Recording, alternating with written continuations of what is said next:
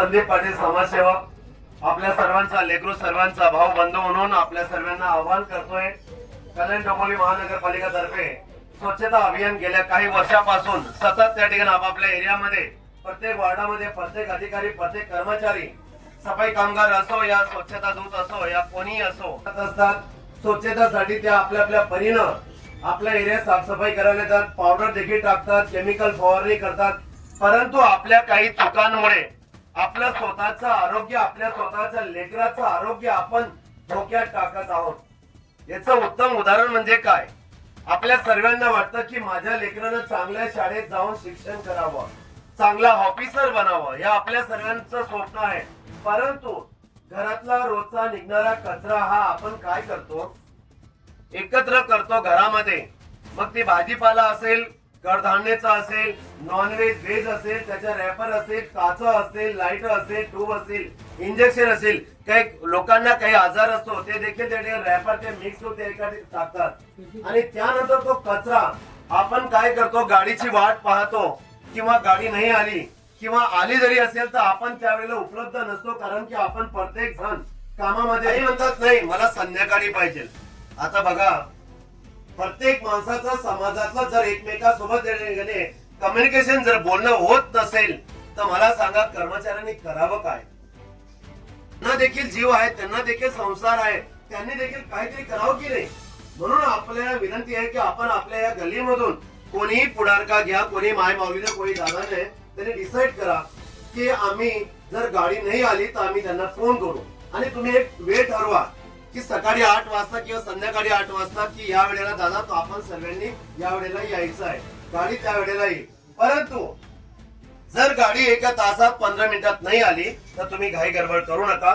मुकरदमचा number तुमच्याकडे असणार आहे, मुकरदम तुम्हाला त्या ठिकाणी फोन करेल।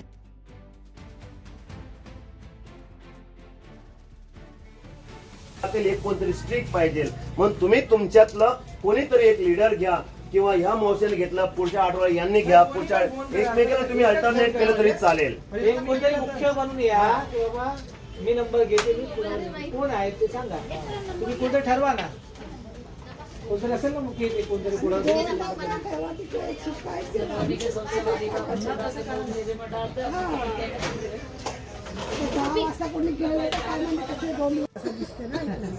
हेलो घर का बाहर का कचरा बार बार फेंकना नहीं, गाड़ी में डाल के बाहर न फेंके। बस्ती वालों जीवन प्यारा,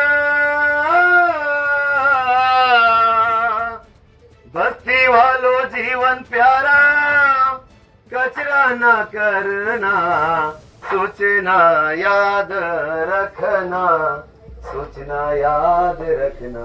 धन्यवाद। तोडून तोडून होतंय लोकांसाठी, परंतु लोकांना थांबायला ऐकायला वेळ नाहीये, माणसाला लाज वाटते। हो तुम्ही सर्वजण थांबलात कारण की तुमच्या दाराचे साहेब आले, पण बिल्डिंग मध्ये किंवा रस्त्यावरती बोलायचं ना लोक थांबत नाही, पण रस्त्यावरती भांडण झाले तर अजून काम बंद करतात, तेवढाच जाणं बंद करतात, पण भांडणं ऐकण्यासाठी थांबतात। बघा आपली मानसिकता कुठे आहे। म्हणून आपल्या मानसिकतातला कचरा जर बाहेर फेकला तर घरातला कचरा नक्कीच विल्हेवाट लागेल, असं माझं मत आहे। मी आपल्या सर्वांची रजा घेतो।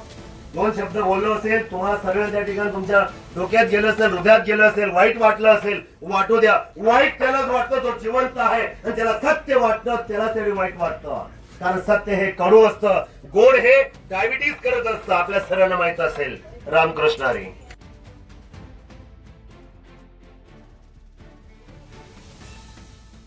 पर वही है ये सब, हमें क्या लगता है वो जगह है वहां बाजू में डालने की।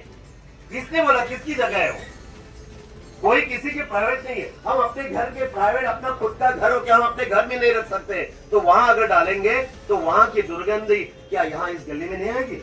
अगर आपने वहां पे एक ने डाला तो दूसरा और कोई डालेगा, तीसरा और डालेगा, किसी घर में चूहा मरा है वो भी वहां पे डालेगा, और न जाने कोई सड़ी हुई सब्जी रहेगी, कुछ भी रहेगी, गंदगी चीज वहां डालेगा, धीरे धीरे वहां पे फैलते जाएगा।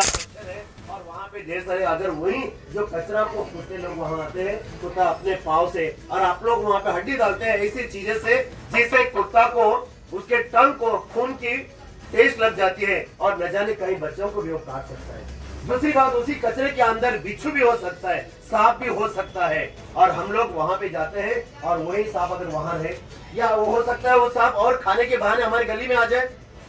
छोटी छोटी चीज है जो हम दिन में जिंदगी में कभी सोचते ही नहीं है ना। इतनी बात किसी ने सोचा होगा इतने सालों से, और जब हमारे घर में वही सांप चला जाएगा तो सोचो क्या हो सकता है, कितना अनर्थ हो सकता है। ये बहुत ही इंपॉर्टेंट बात है। तो मेरी रिक्वेस्ट है कि आप लोग, आप खुद नहीं डालो, और कोई अगर डाल रहा है तो उसका फोटो निकालो और मुकरदम साहब का नंबर है, उनके व्हाट्सएप पे भेज दीजिए। कल्याण डोंबिवली महानगर पालिका का एक पेज है, फेसबुक में भी है, आप उसमें अपलोड कर दीजिए। देखना आप लोग उस आदमी को बराबर नगर पालिका ढूंढेगी और उसको 5000 से उससे ज्यादा और कोई कलम है और वो फाइन लगाएगा। क्योंकि हम लोगों को गुलामी, हम वहां से हटने ही नहीं चाहते हैं।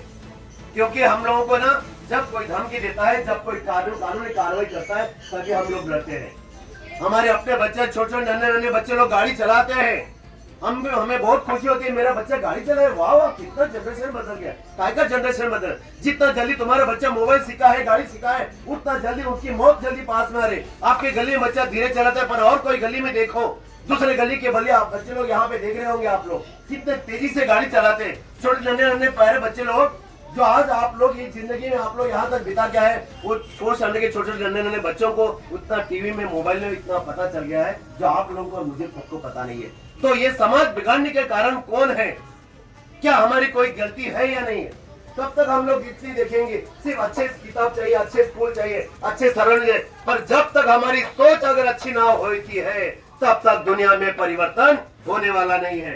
तो परिवर्तन आपके हाथ में है, स्वच्छता, आरोग्य आपके हाथ में है। आप अपना भी आरोग्य बचाइए, बाजू वाले का भी आरोग्य बचाइए। बहुत ही इंपॉर्टेंट है। आप पत्थरों की पूजा करने से अच्छा इंसानों की पूजा करो, क्योंकि अगर आपने किसी का आरोग्य बचाया तो भगवान आपको खुद मिलने आएगा। ये सच है, हमारे संतों ने, हमारे बुजुर्ग, हमारे इतिहास में भी है, इतिहास लिखा गया है, आप इंसान की सेवा करो, ईश्वर उसी में खुश होता है। तो ये मेरी रिक्वेस्ट है कि कचरा सड़क पे खुद डालो मत और किसी को भी डालने मत दो। आज से आप लोग ये ध्यान में रखिए। मुकरदम साहब यहाँ पे बैठे हैं, यहाँ मेरे सामने हैं, और उसके बाद में उनके सारे कलीग्स यहाँ पे हैं। दीपक चौहान साहब, ये इतने, इनके सारे टीम हर गली गली में जाके यही काम कर रहे, लोगों को जागृति। आज हम लोग पढ़ाई किया है, पर एक अच्छा इंसान बन के जी नहीं रहे। माणसाला वाईट वाटतं हो की आपण म्हणतो की माणसाची माणुसकी कुठे संपली? अरे बाबा, पण तू तरी केलं का काही या समाजासाठी रे? तू तरी केलं का? नाही ना. तर तुम्ही सर्वांना या लहान लेकरांचा यांचं आरोग्य वाचवण्यासाठी, आपल्याला जर वाटतं की इथं मच्छर येऊ नये, इथं दुर्गंधी होऊ नये, तर हे फक्त तुम्हीच करू शकता। तुमची जर चाळ चांगली राहिली ना, या चाळीचं उदाहरण अख्ख्या कल्याण नगरीला होईल, आणि अख्ख्या कल्याण नगरी नंतर पूर्ण देशाला तुमचा इतिहास होईल की ही चाळ इतकी सुंदर आहे।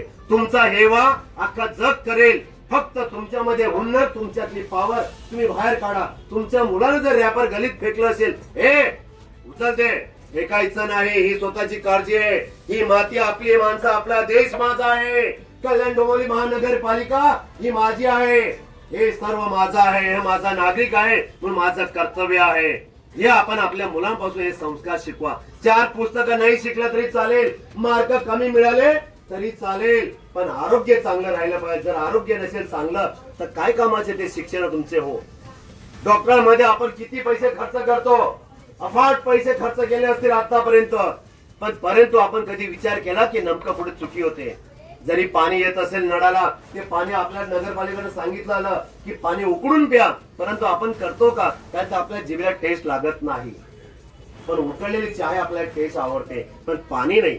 आपल्याला नगरपालिका असो, प्रशासन असो, अधिकारी असो, प्रत्येक वारंवार आपल्या सर्वांना लेक्चर दिले जाते, पण ती गाडी ओढत जाते आणि मनुष्य कानामध्ये गोळ्या घालतो आणि गप्प बसतो, मोबाईल मध्ये बोट फिरवतो।